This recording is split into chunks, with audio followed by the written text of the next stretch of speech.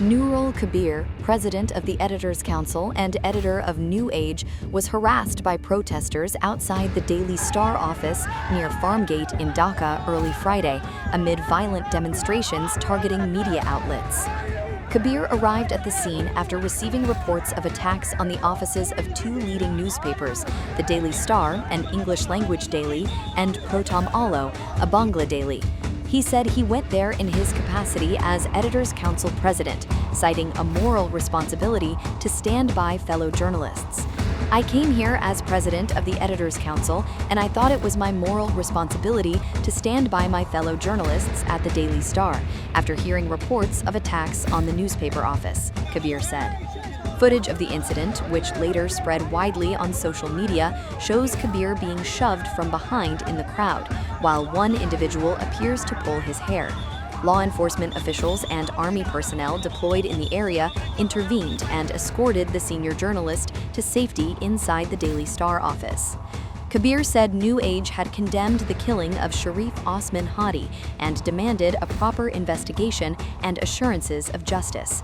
However, he expressed concern that attacks on media houses were carried out before any investigation had been completed. He also warned that such incidents could harm Bangladesh's global image. The protests erupted late Thursday night following the announcement of the death of Sharif Osman Hadi, a leader of the July uprising, who had been wounded by gunfire and was receiving treatment at a hospital in Singapore.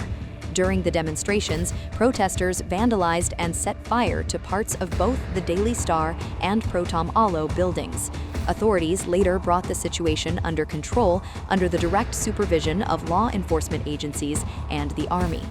Condemning the harassment of Kabir, former Constitutional Reform Commission member Feroz Ahmed wrote on social media that Kabir is one of the great freedom fighters in Bangladesh's history, noting that he continued to speak the truth despite repeated threats during Sheikh Hasina's rule.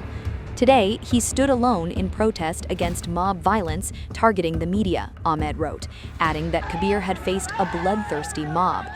Journalist Rajib Ahmed, in a Facebook post, described Kabir as not only a journalist, but a courageous individual.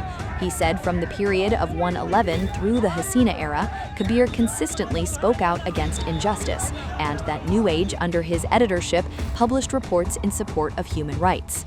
Today, such a person was abused and branded Awami League outside the Daily Star office, Ahmed wrote, questioning the motives of those involved in the attacks and alleging that a group of extremists exploited public grief and anger to carry out destruction and destabilize the situation.